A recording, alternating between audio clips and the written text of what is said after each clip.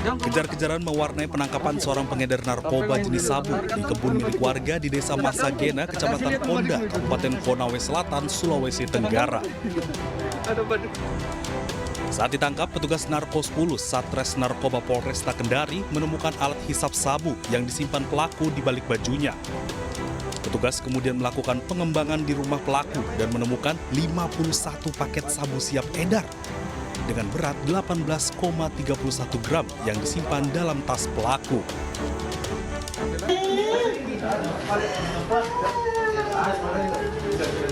Saat akan dibawa ke kantor polisi, istri pelaku menangis histeris tak menyangka suaminya yang keseharian bekerja sebagai petani ternyata menjual narkoba.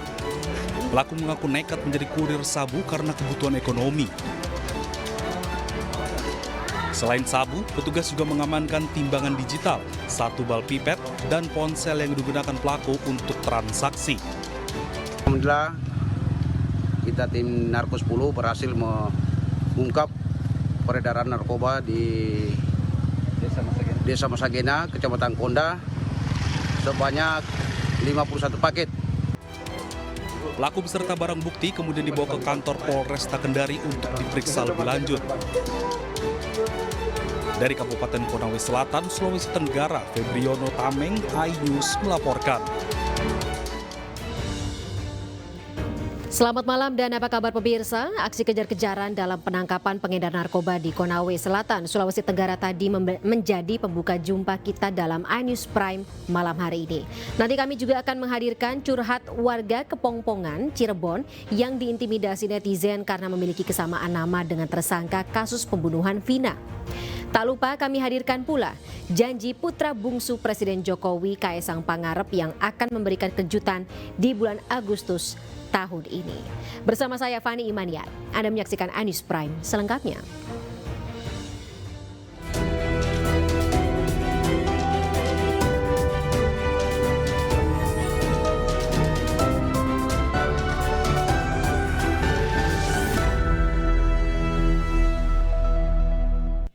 Pemirsa, banjir kembali menerjang ribuan rumah di 5 kecamatan di Wajo, Sulawesi Selatan. Sebagian warga mengungsi karena khawatir ketinggian air semakin bertambah.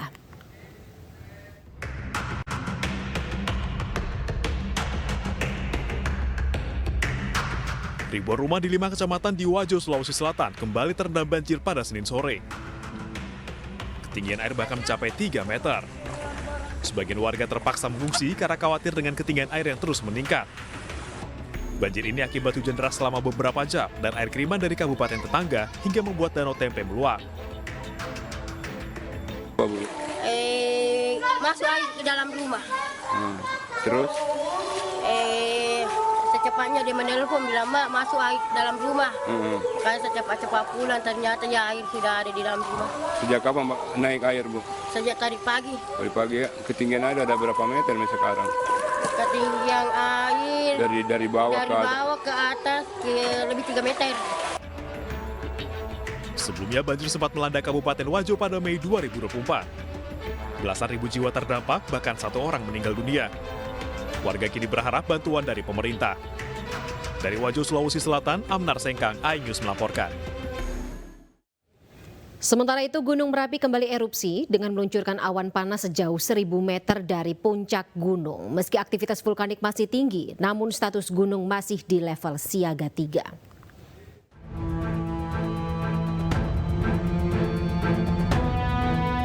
Detik-detik luncuran awan panas yang dimuntahkan Gunung Merapi terekam kamera pengawas di salah satu pos pengamatan milik BPPTKG Yogyakarta.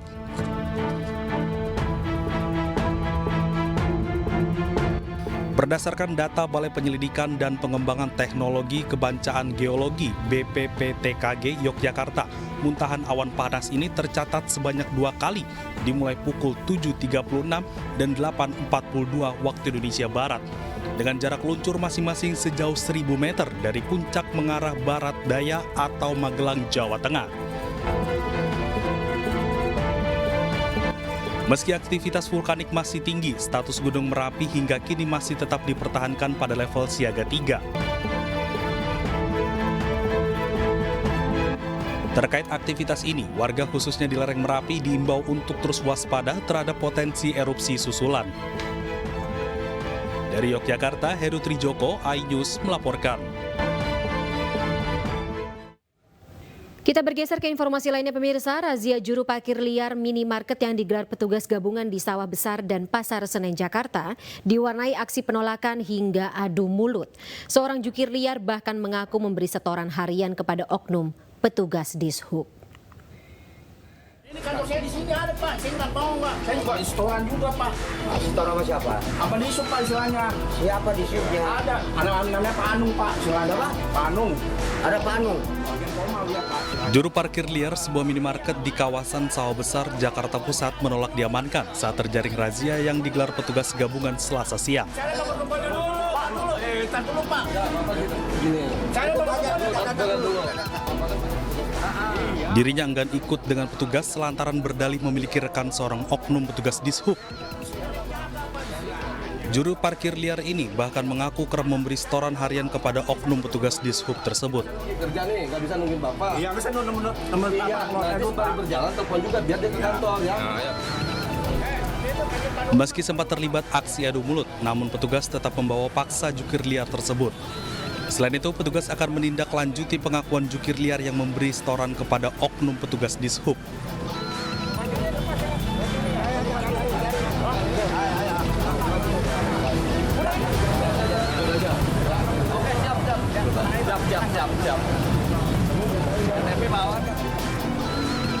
Razia digelar demi menertibkan juru parkir liar yang selama ini cukup meresahkan para pengunjung minimarket karena kerap mematok tarif tak wajar.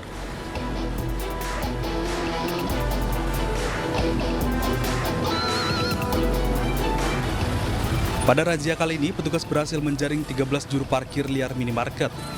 Selain itu, petugas juga menertibkan puluhan sepeda motor yang kedapatan parkir sembarangan di atas trotoar dan bahu jalan.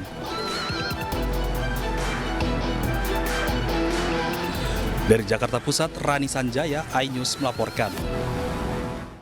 Sementara itu pemirsa, balita korban pencabulan oleh ibu kandungnya yang diperiksa di Mapolda Metro Jaya akhirnya pulang ke rumah. Didampingi unit perlindungan perempuan dan anak, korban bersama ayahnya hanya mengambil pakaian untuk pergi ke rumah aman.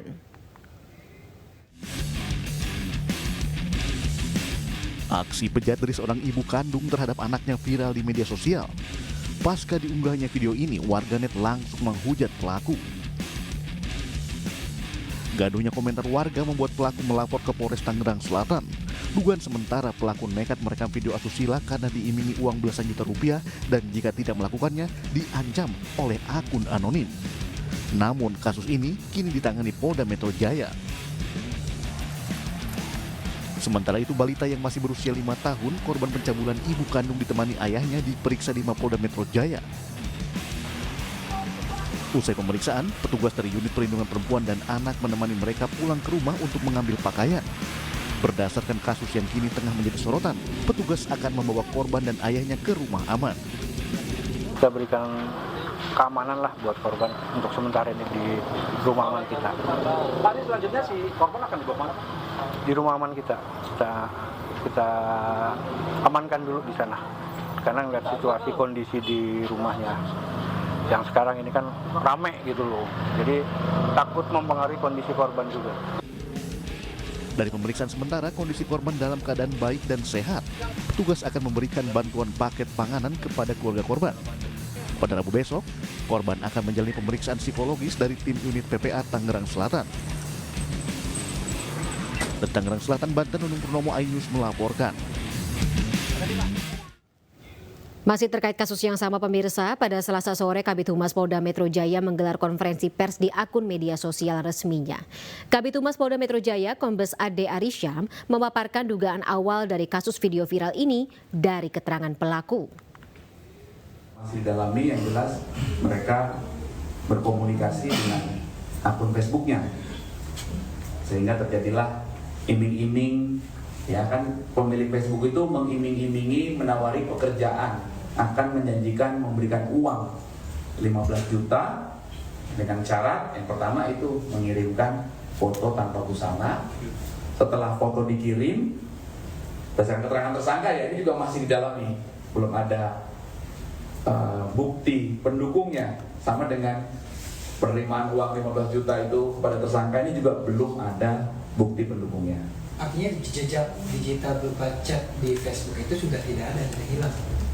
Akun Facebooknya sudah tidak bisa dibuka lagi. Yang Facebook yang nyuruh itu ya, itu ya. Itu ya. Pak, yang dugaan pelecehan dilakukan berulang dan patroli siber yang dilakukan penyidik pun bukan 2 video yang viral ini, tapi ada video-video lain. Sementara 2. Tadi sudah kami konfirmasi ya.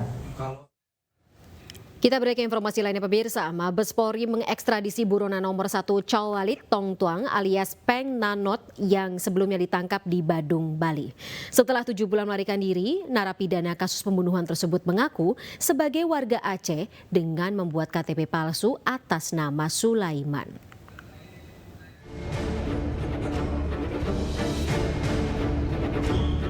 Ekstradisi buronan nomor 1 di Thailand Chawalit Tong Tuang alias Peng Nanot dilakukan dengan pesawat khusus dari Thailand langsung yang diterbangkan dari Bandara Soekarno-Hatta, Tangerang, Banten. Chawalit merupakan narapidana kasus percobaan pembunuhan yang melarikan diri dari rumah sakit dan mencoba untuk menembak polisi. Pada pukul 15.00 WIB hari ini, subjek red notice atas nama Tong Tuang Chawalit yang telah ditangkap minggu lalu oleh Kepolisian Negara Republik Indonesia akan dilakukan proses pemulangan melalui mekanisme P2P cooperation, police to police cooperation, yaitu menggunakan instrumen pelanggaran imigrasi sehingga yang bersangkutan dideportasi. Sebagai gambaran, tersangka masuk ke Indonesia tidak melalui jalur pintu masuk Indonesia manapun. Jadi jangan ada pertanyaan bahwa ada kebobolan. Dia masuk menggunakan speedboat dari Thailand masuk ke wilayah Aceh dan ditampung oleh agen-agen mereka dari hubungan antar mereka di Aceh. Difasilitasi dan para pelaku yang memfasilitasi sudah ditangkap oleh Polda Aceh. Bahasa Indonesia? Bisa? Orang Aceh kan? Orang Aceh? Buronan kelas 1 Thailand ini sebelumnya ditangkap petugas kepolisian di sebuah apartemen di Kecamatan Badung, Bali setelah 7 bulan melarikan diri. Bisa? Orang Aceh kan? Orang Aceh? Orang Aceh atau orang mana? Mana? Chawalit alias Peng Nanot berpura-pura bisu saat diamankan petugas. Selama melarikan diri ke Indonesia, Chawalit menggunakan KTP palsu sebagai warga Aceh dengan nama Sulaiman. Selain mengamankan Chawalit, polisi juga telah meminta keterangan 8 WNI yang memiliki keterkaitan dengan pelarian dan pemalsuan identitas Chawalit. Selain kasus percobaan pembunuhan, Chawalit juga terlibat dalam sejumlah kasus lain, termasuk penyelundupan dan kepemilikan senjata api ilegal, serta bahan peledak level militer. Dari Jakarta, Tim Liputan iNews melaporkan. Kita ke informasi lainnya pemirsa, suami artis Bunga Citra Lestari, Tiko Aryawardana, dilaporkan oleh mantan istrinya ke Polres Metro Jakarta Selatan terkait dugaan penggelapan dalam jabatan. Penanganan perkara sudah ditingkatkan ke tahap penyidikan. Dugaan kasus tindak pidana penggelapan dalam jabatan menyeret nama suami artis Bunga Citra Lestari, Tiko Aryawardana. Tiko dilaporkan ke Polres Metro Jakarta Selatan oleh mantan istrinya berinisial AW lantaran diduga merugikan perusahaan yang mereka dirikan sebesar 6,9 miliar rupiah. Penyidik menemukan unsur pidana dan memiliki 2 alat bukti yang cukup sehingga penanganan perkara ditingkatkan dari tahap penyelidikan ke tahap penyidikan. Selain memeriksa 5 orang saksi, penyidik juga telah memeriksa Tiko Aryawardana sebagai saksi terlapor. Dengan 2 alat bukti yang cukup, meningkatkan statusnya dari penyelidikan menjadi penyidikan. Untuk saudara T sudah kami lakukan pemeriksaan. Kasus ini dilaporkan mantan istri Tiko ke Polres Metro Jakarta Selatan tahun 2022 lalu saat Tiko Aryawardana masih berstatus suami AW. Sebelumnya, pasangan ini mendirikan sebuah perusahaan di bidang makanan dan minuman dengan Tiko sebagai direktur dan AW sebagai komisaris. Berdasarkan hasil audit investigasi, ditemukan adanya penggunaan dana yang tidak jelas peruntukannya oleh terlapor sebesar 6,9 miliar rupiah.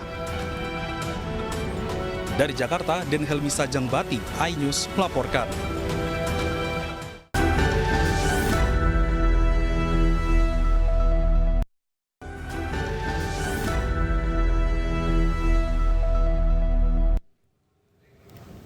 Terima kasih pemirsa Anda masih bersama kami dalam iNews Prime. Mantan terpidana kasus pembunuhan Vina, Saka Tatal, akhirnya memenuhi panggilan penyidik Polda Jawa Barat. Saka memberikan keterangan tambahan atas kasus pembunuhan Vina dan Eki.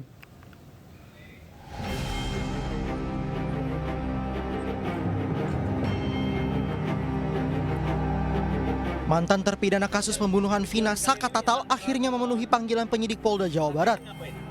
Didampingi para penasehat hukum dan keluarganya, Saka Tatal mendatangi Direskrimum Polda Jawa Barat pada Selasa siang. Sebelum memasuki gedung Direktorat Reserse Kriminal Umum, penasehat hukum membeberkan bahwa fokus utama kedatangan Saka adalah untuk memberikan keterangan tambahan terkait posisi Peggy Setiawan yang kini menjadi tersangka utama kasus pembunuhan Vina dan Eki. Jadi Saka ini udah nggak ada urusannya dengan pembunuhan itu karena sudah dihukum 8 tahun. Nah, hari ini Bang Krisna mendampingi sama Bu Titin dan saya sesuai pemanggilan untuk tersangka Peggy. Artinya Polda Jawa Barat masih menganggap bahwa DPO itu adalah Peggy yang sekarang ini. Ya, Peggy yang sekarang ini. Tapi Saka sebelum ditangkap sempat didatangi polisi menunjukkan apakah Peggy yang ini. Nah, Saka kan tidak tahu Peggy itu. Tapi ketika ditangkap dia hanya mengatakan foto yang pernah dilihatkan ke Saka itu berbeda dengan yang ditangkap, gitu ya? Farhad menekankan bahwa Saka dipanggil untuk memberikan keterangan yang dulu pernah disampaikan pengadilan yang pada akhirnya menyeret Saka menghuni penjara selama 8 tahun. Dari Bandung, Jawa Barat, Muji Prayitno, iNews melaporkan. Sementara itu pemirsa, adik laki-laki Peggy Setiawan, Robi Setiawan, hadiri pemeriksaan di Ditreskrimum Polda Jawa Barat terkait kasus pembunuhan Vina dan Eki.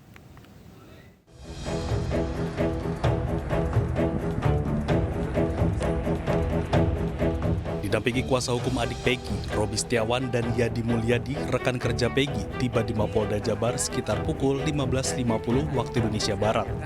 Sebelumnya, satu saksi Liga Akbar tiba di Mapolda Jabar pukul 14.30. Menurut kuasa hukum Peggy, Tony RM, kedatangan Robi Setiawan dan Yadi Mulyadi memenuhi proses pemeriksaan saksi kasus pembunuhan Vina dan Eki. Jadi memang bukan pengembangan dari pemeriksaan saksi kemarin ya, sebenarnya sudah muncul dari Peggy juga. Nah, ditambah ketika saya menanyakan bondol ada siapa saja, muncul kan dari saksi. Jadi gayung bersambut, penyidik pun dari keterangan Peggy berencana memanggil, saya pun dari keterangan beberapa saksi juga mengajukan. Jadi klub akhirnya diperiksa semua. Sementara seorang rekan Peggy lainnya yang juga menerima panggilan penyidik Polda Jabar belum bisa memenuhi panggilan karena saat didatangi ke rumahnya rekan Peggy tersebut tidak ada. Dari Bandung, Jawa Barat, Muji Prayitno, iNews melaporkan. Nama Egi yang juga merupakan warga desa Kepongpongan, Kecamatan Talun, Kabupaten Cirebon, Jawa Barat menjadi korban cocokologi netizen di media sosial. Foto dan nama Egi dikaitkan dengan peristiwa pembunuhan Vina dan Eki.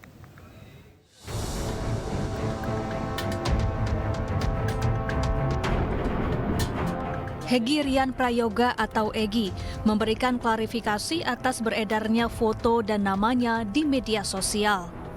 Hegi belakangan menjadi viral karena foto dan namanya dikaitkan netizen di media sosial sebagai salah satu pelaku pembunuhan Vina dan Eki. Ia juga dituding warganet sebagai Egi, otak pembunuhan Vina dan Eki yang buron selama 8 tahun. Hegi yang juga berasal dari desa Kepongpongan ini mengaku mendapat ancaman pembunuhan dari warganet. Selama ini Hegi juga sempat didatangi polisi baik dari Polda Jawa Barat maupun Polres Cirebon Kota terkait identitas panggilannya sebagai Egi. Ya itu memang benar foto saya juga kaget kenapa bisa viral seperti ini. Sementara saya tidak pernah melakukannya sama sekali, itu tuduhan semua nggak benar. Mulai kapan viral itu Mas dan apa yang dirasakan? Viral sekitar 2 minggu yang lalu mungkin. Ya saya pertama ya cuma buat candaan doang, lucu-lucuan. Kirain ini maksudnya ini apa sih? Kok sampai kayak gini setelah 3 hari kok jadi serius kayak gini, saya juga kaget, nggak nyangka sama sekali. Kasus pembunuhan Vina dan Eki kembali mencuat pasca film besutan sutradara Anggi Umbara dirilis. Kejanggalan dan teka-teki dalam kasus ini memancing sorotan publik hingga membuat polisi bertindak dengan menyelidiki kasus ini kembali. Saat ini polisi telah menangkap seseorang bernama Peggy Setiawan alias Perong yang disebut-sebut sebagai otak pembunuhan Vina dan Eki. Meski Peggy membantah tuduhan itu, namun polisi yakin bahwa ia adalah otak pembunuhan Vina dan Eki yang membuat status 2 buronan lainnya yang sempat dirilis gugur. Tim Liputan iNews melaporkan. Dan saat ini pemirsa kami sudah terhubung bersama dengan Hegi Rian Prayoga, warga desa Kepongpongan Cirebon, Jawa Barat yang dituding warganet sebagai buron kasus pembunuh Vina dan Eki. Selamat malam Hegi dan juga sang Bapak Dursaman. Baik, Hegi saya harus tanya kabar Anda saat ini bagaimana, kondisi Anda saat ini bagaimana? Sebab setelah ada cocokologi dari warga yang ramai di media sosial, Anda disebut-sebut sebagai buronan polisi. Dan ini juga berdampak saya lihat pada komentar-komentar negatif dari netizen, semacam intimidasi dan juga bully di jagat media sosial. Tanggapan Anda? Ya, saya juga nggak nyangka bahwa saya bakal seviral ini. Padahal saya dari dulu di rumah terus, nggak pernah kemana-mana, kalau main juga di rumah. Dari dulu juga pas kasus kejadian itu saya selalu di rumah dan nggak pernah didatangin pihak kepolisian. Sekarang malah viral kayak gini, saya nggak nyangka. Hegi kapan tahu nama dan juga foto Hegi ini heboh, terus kemudian ya jadi bahan cocokologi warganet? Itu paling ya sekitar 2 minggu yang lalu tahu-tahu baru viral. Oke. Sejak waktu itu sampai dengan saat ini bentuk bully, intimidasi yang Hegi terima dari netizen, dari warganet seperti apa? Ya ada ancaman-ancaman pembunuhan, terus juga di keluarga saya juga sama, adik saya, apalagi adik saya diancam mau diperkosa juga, mau juga sama kayak saya, seperti itu, banyak ancaman. Ada yang sempat datang ke rumah Hegi? Penasaran berkumpul di depan rumah Hegi? Siapa itu? Nggak ada, kayak dari orang-orang luar nggak ada. Oke, jadi nggak ada yang ganggu sampai ke rumah, nggak ada ya Hegi ya? Nggak ada ya. Oke, Hegi saya harus tanya, Agustus 2016 pada saat adanya pembunuhan Vina dan Eki, Hegi saat itu di mana? Saya ingat saya lagi nongkrong di rumah teman itu, lagi biasa kumpul-kumpul biasa doang. Hegi bergabung dengan geng motor nggak? Oh sama sekali enggak, dari dulu sampai sekarang nggak pernah. Oke, Hegi kenal dengan almarhumah Vina dan juga almarhum Eki? Nggak kenal sama sekali, sama pelaku-pelaku yang ada di dalam maupun yang sudah bebas juga tidak mengenal sama sekali. Nggak ada yang kenal atau Hegi pernah melihat wajah pelaku atau terpidana dan kemudian yang saat ini juga sedang ramai kan Peggy Setiawan? Hegi nggak kenal? Nggak kenal. Mau apa misalnya cuma tahu muka doang, nggak tahu nama juga nggak sama sekali. Oke, ya kalau misalnya kalau anak-anak zaman sekarang kan dunia sempit, misalnya nih teman yang satu kenal dengan teman yang berikutnya, masing-masing ternyata saling mengenal satu sama lain. Tapi ini berarti pergaulan Hegi tidak ada yang menyinggung Vina, Eki, kemudian juga pelaku, terpidana, dan juga yang katanya disebut buron saat ini ya? Iya, sekali tidak mau. Oke, dari 2016 sampai dengan saat ini, Hegi tahu pembunuhan atau kasus pembunuhan Vina dan Eki? Ngikutin apa tidak? Kalau dulu sempat tahunya itu kecelakaan, dan terus ya itu tahu kasus pembunuhan setelah siapa tersangka ditangkap itu baru tahu. Oke. Saya masuk lagi ya Hegi ke media sosial Hegi yang tadi kata Hegi kan cerita mengaku kalau dapat intimidasi dan juga bully ya di media sosial. Ini apakah juga berdampak pada Hegi menutup akun media sosial Hegi? Kalau boleh tahu apa saja mungkin ada yang ditutup atau sampai membatasi laman komen? Enggak sih, kalau Facebook terbuka, TikTok juga sama, paling TikTok yang satunya doang yang akunnya udah 100.000 lebih itu ditutup soalnya takut di-report juga, takut hilang. Oh, oke. Jadi TikTok aja yang ditutup ya? TikTok saja yang ditutup ya? Oke. Sempat ada yang doxing tentang identitas pribadi Hegi atau alamat ya tadi atau pekerjaan Hegi saat ini oleh netizen? Kan biasanya netizen tuh paling cepat ya untuk menebak identitas pribadi. Jadi detektif tuh kayaknya gampang banget, mudah banget nih netizen berlaku seperti itu. Ini juga terjadi pada Hegi atau tidak? Tidak. Alhamdulillah, baik. Saya beralih ke Pak Dursaman. Pak Dursaman, ada tanggapan. Pak Dursaman, apa saja yang membuat Anda terganggu saat ini ketika putra Anda atau Anda tahu putra Anda sempat heboh masuk dalam sasaran cocokologi warganet? Ya, minimalnya pekerjaan, Pak. Kalau saya kan orang kuliah, lagi keadaannya lagi kerja menafkahi anak dan istri. Sekarang kan jadinya terganggu, pulang lagi. Sedangkan dengan keadaan anak saya gini kan ekonomi saya kan jadinya terpuruk, Pak. Makan aja susah, Pak. Ada penurunan pendapatan, ya, Pak Dursaman? Ada di mana? Ya. Oh, Pak Dursaman, di tempat kerja juga sempat ada teman-teman Bapak yang menanyakan soal ini, mengkonfirmasi soal putra Bapak? Ya, seluruh Indonesia, apalagi di kerjaan, Mbak. Semua nyetel HP, kan dia hanya denger aja. Kalau saya kan nggak bisa nggak bisa nyetel HP kayak gitu. Bisanya WA dan telepon. Udah. Nah, jadi nggak tahu kabar begini. Ada yang menghubungi Pak Dursaman lewat tadi WhatsApp atau telepon, ya khawatirnya sih ada telepon gelap seperti itu juga terjadi ke Pak Dursaman maupun putra Bapak atau keluarga Bapak yang lain? Nggak ada, masalahnya HP saya kayak gini, Mbak. Oh, baik. HP-nya tuh. Baik. Masih. Baik. Ibu bagaimana Pak Dursaman? Ibu dari Ibu Hegi sendiri apakah juga terganggu dengan kehebohan yang terjadi saat ini? Ya sama, Mbak. Jadi dia juga asisten rumah tangga, Mbak. Jadi semuanya terganggu ya. Baik. Saya kembali ke Hegi. Mungkin terakhir Hegi. Saya tidak mau bertanya soal harapan, tapi tentu saja mungkin Hegi ada yang mau disampaikan kepada warganet ini. Ya, pertama untuk pihak kepolisian semoga semuanya cepat selesaikan agar tidak ada seperti ini, dan untuk warganet semoga bisa bersosial media dengan lebih baik dan bijak lagi dan supaya tidak ada korban fitnah-fitnah selanjutnya. Jadi kalau tidak ada bukti jangan membuli, jangan mengintimidasi walaupun hanya di media sosial karena itu ternyata berpengaruh, berdampak sesakit itu bagi kondisi mental Hegi dan juga keluarga ya saat ini ya.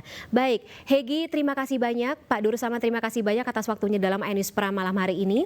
Salam sehat selalu Pak, salam untuk keluarga semuanya, selamat malam.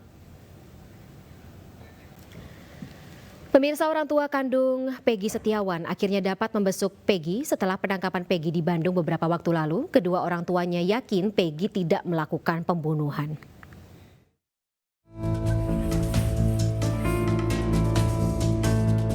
Belum pernah dan sempat komunikasi atau bertemu, Peggy Setiawan akhirnya dapat bertemu dengan kedua orang tuanya setelah penangkapan.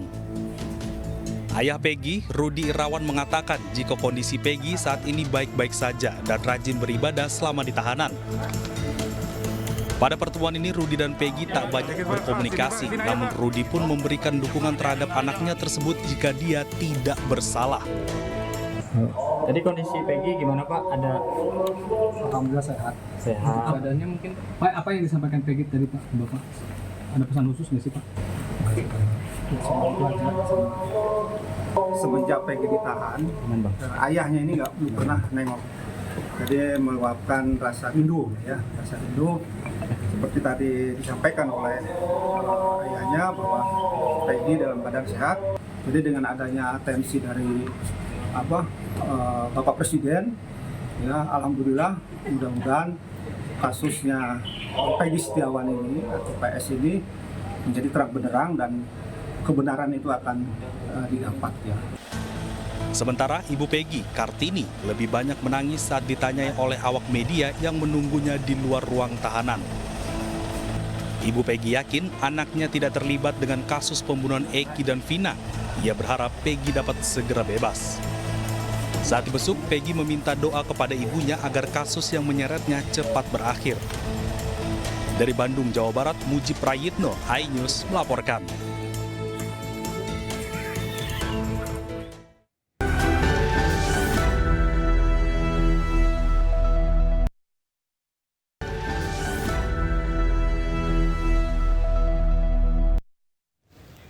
Pemirsa, Presiden Joko Widodo mengunjungi Ibu Kota Nusantara atau IKN pada Selasa siang. Kunjungan Jokowi dilakukan untuk meninjau progres atau perkembangan dari pembangunan sekaligus groundbreaking tahap 6 IKN.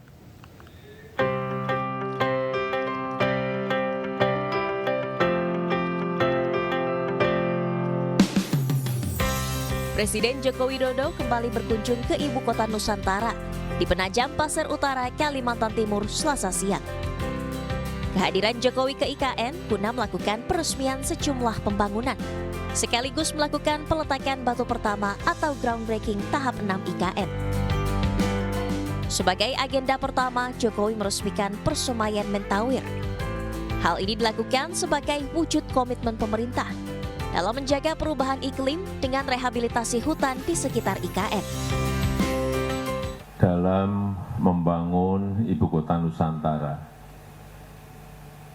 sebelum itu dimulai, saat itu saya perintahkan kepada Menteri KLHK, Bu Siti, Bu Menteri, tolong yang dibangun pertama itu adalah persemaian.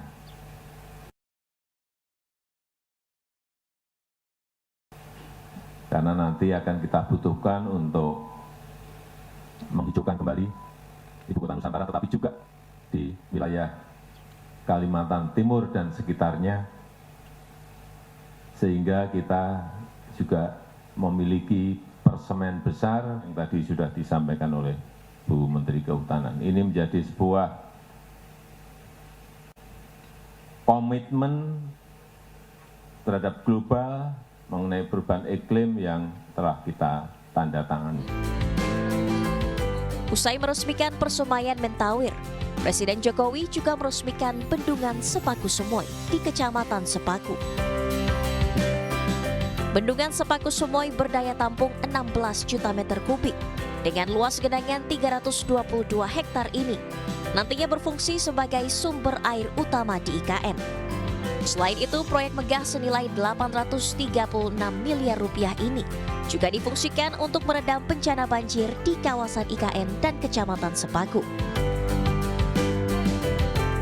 Kegiatan Jokowi di IKN berlanjut dengan peninjauan Rumah Sakit Mayapada yang sudah dilakukan groundbreaking sebelumnya. Selain peninjauan, Jokowi juga melakukan groundbreaking untuk sejumlah pembangunan dari sektor pendidikan dan beberapa badan usaha. Tim Liputan iNews melaporkan. Pemirsa, hari ini Sekjen Partai Demokrasi Indonesia Perjuangan atau PDIP diperiksa sebagai saksi terkait kasus dugaan penyebaran hoax. Hasto Kristianto dilaporkan ke Polda Metro Jaya buntut pernyataannya di salah satu media televisi nasional. Sekjen PDIP Hasto Kristianto hadir didampingi oleh sejumlah kuasa hukum, baik dari partai ataupun pribadi. Politikus PDI Perjuangan ini hadir untuk diperiksa sebagai saksi atas kasus dugaan penyebaran hoax. Hasto dilaporkan terkait dengan wawancaranya dalam salah satu media yang mengungkap dugaan kecurangan pemilu 2024. Sebelumnya dalam keterangannya kepada media, Sekjen PDI Perjuangan Hasto Kristianto menuding adanya pihak yang memberi order di balik pemanggilan dirinya di Polda Metro Jaya.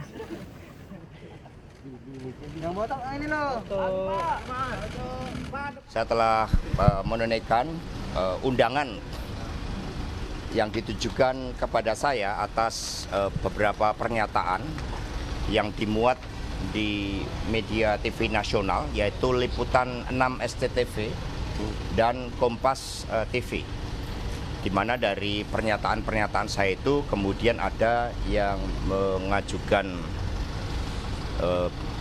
pengajuan ke aparat penegak hukum karena diduga pernyataan saya itu merupakan suatu bentuk penghasutan yang membuat adanya tindak pidana dan juga adanya suatu berita-berita bohong yang diduga kemudian berita bohong itu menciptakan kerusuhan. Padahal sebagai sekjen partai politik, yakni PDI Perjuangan, karena itulah ketika menjalankan tugas memberikan keterangan, bagi saya sebagai kader partai ini adalah suatu ritual ya kehidupan politik seorang kader yang harus berani menegakkan hukum, berani menyuarakan kebenaran. Dan legasi yang dibangun oleh Bung Karno, oleh Bu Megawati Soekarno Putri adalah legasi agar rakyat bisa bersuara, bisa menyampaikan pendapatnya. Dan partai politik punya tugas untuk menyerap aspirasi dan menyuarakan pendapatnya. Labbaik Allahumma labbaik, labbaik la syarika laka labbaik, innal hamda wan ni'mata laka wal mulk la syarika lak. Pemirsa, sebanyak 34 warga negara Indonesia yang sebelumnya diamankan karena menggunakan visa ziarah untuk berhaji telah dibebaskan. Para WNI tersebut terbang menuju tanah air pada Senin 3 Juni 2024 dengan menggunakan Qatar Airways.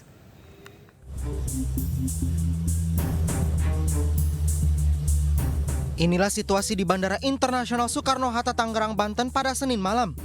34 warga negara Indonesia yang pernah diamankan di Madinah, Arab Saudi tiba di Jakarta. Para warga ini pun berpencar saat keluar dari pintu kedatangan bandara.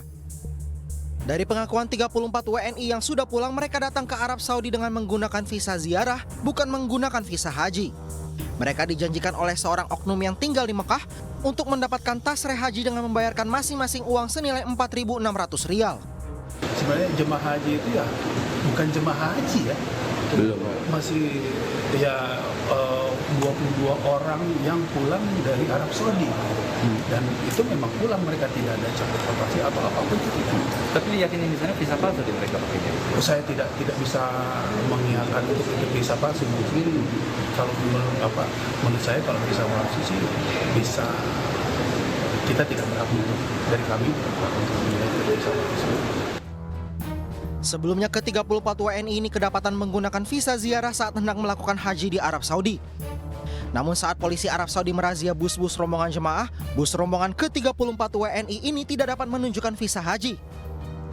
Petugas Arab Saudi kini mengamankan 3 orang dari rombongan yang merupakan koordinator haji dengan visa ziarah. Dari Tangerang, Banten, Hasnugara, iNews melaporkan. Dan sudah terhubung bersama kami rekan Hasnugara di Bandara Soekarno-Hatta, Tangerang, Banten. Selamat malam Hasnugara. Apakah 34 WNI yang sempat terjaring razia ini sudah hadir atau sudah datang di gerbang kedatangan terminal Soekarno-Hatta atau Bandara Soekarno-Hatta? Ya, selamat malam Fani dan juga pemirsa iNews. Dapat kami laporkan memang 34 jamaah calon haji yang sebelumnya diamankan oleh petugas keamanan Saudi telah tiba di Jakarta, artinya melalui Bandara Soekarno-Hatta pada kemarin di tanggal 3 Juni menggunakan maskapai Qatar Airways. memang dari mereka sendiri bilang kita tidak melihat ada pendamping dan kebanyakan dari mereka juga kembali ke tanah air menggunakan pakaian busana seperti penumpang pada umum. Fani. Baik. Hasnugara, apakah sempat mendapatkan informasi 34 warga negara Indonesia atau jemaah haji ini asal mana saja? Ya, berdasarkan data yang sempat kami peroleh dari rekan-rekan juga, memang ada sejumlah daerah dari para jemaah calon haji yang menggunakan visa ziarah ini.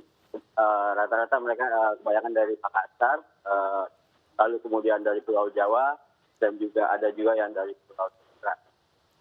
Memang diketahui berdasarkan informasi dari Konjen Yusron selaku KJRI Jeddah, memang saat itu terdapat 37 jemaah haji Indonesia yang mempunyai visa ziarah, artinya tidak menggunakan visa haji. Dari ke-37 tersebut mereka diamankan oleh petugas keamanan Saudi. Kemudian 3 dari mereka saat ini masih berada di sana untuk melakukan seperti itu. Dan 34-nya kembali kemarin. Baik. Terima kasih Hasnugara atas informasinya. Selamat kembali bertugas. لبيك اللهم لبيك لبيك لا شريك لك لبيك إن الحمد والنعمة لك والملك لا شريك لك.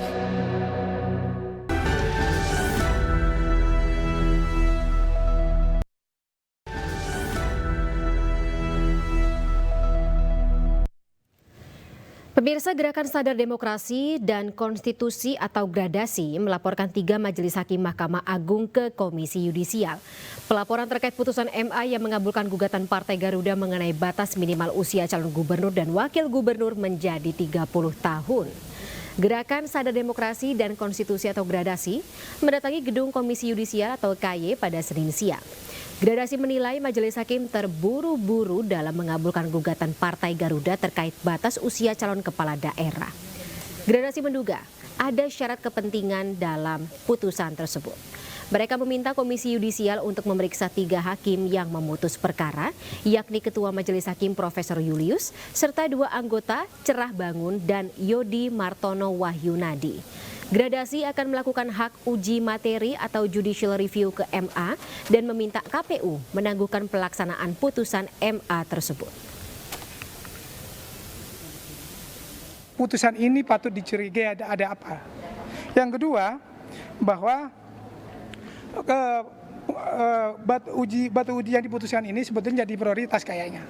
Kalau kita yang menguji di lapangan prakteknya biasanya lama. Ini kayaknya diprioritaskan. Nah, pertanyaan kita, kenapa diprioritaskan? Untuk siapa? Nanti teman-teman media dan rekan.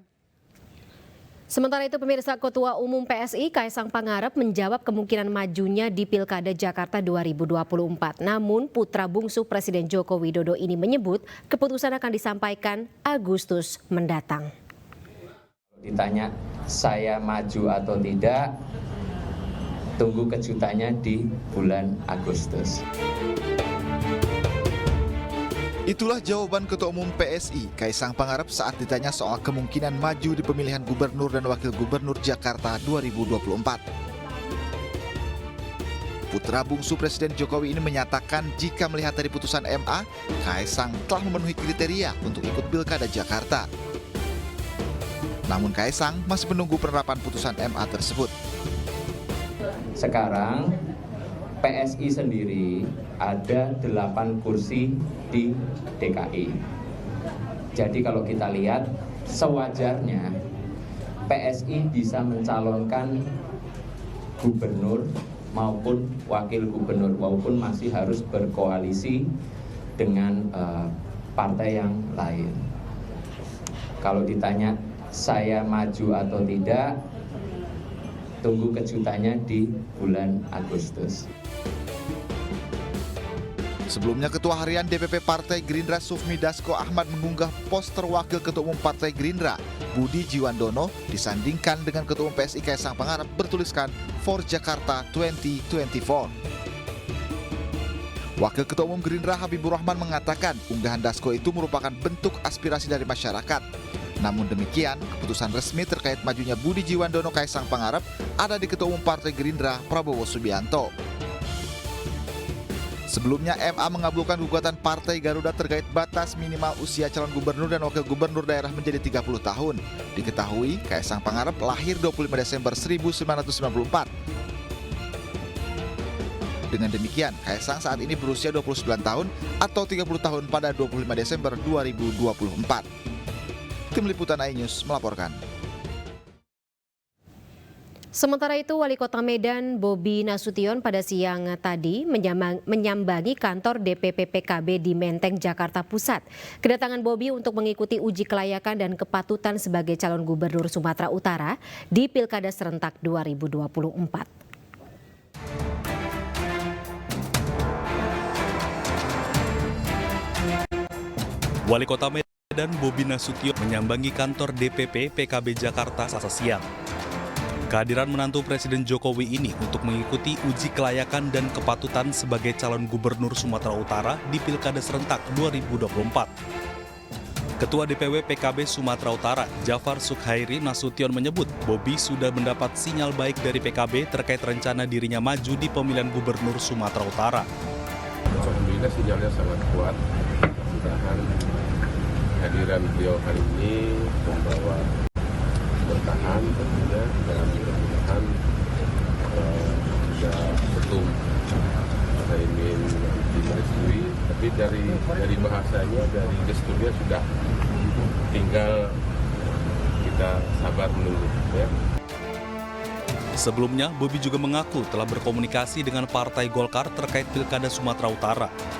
Terkait akan disandingkannya dengan Musa Rajeksa, Bobi mengaku masih menunggu keputusan Partai Golkar.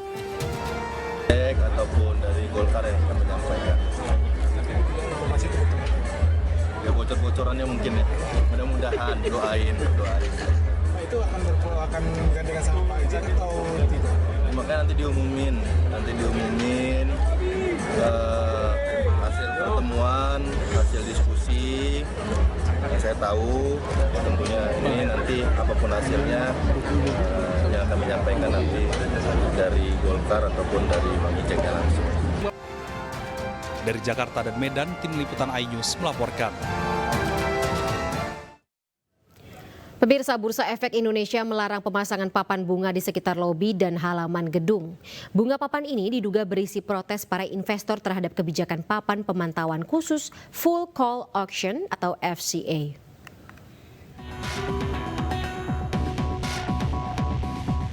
Beginilah tumpukan bunga papan di Bursa Efek Indonesia di kawasan SCBD Jakarta Selatan. Bunga papan ini dilarang dipasang oleh pihak Bursa Efek Indonesia. Petugas keamanan Bursa Efek Indonesia juga sempat menghalangi awak media untuk mengambil tulisan pada karangan bunga. Jadi nggak bisa ditaruh di depan gitu? Enggak. Jadi nggak boleh diambil gambar. Bunga papan ini terkait dengan protes para investor terhadap kebijakan papan pemantauan khusus Full Call Auction FCA atau lelang berkala penuh di pasar saham Indonesia.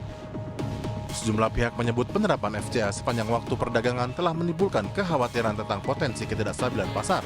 Hingga saat ini, Bursa Efek Indonesia juga belum memberikan respon saat dimintai keterangan. Dari Jakarta, Ismalia Ilham Zarkasi iNews melaporkan.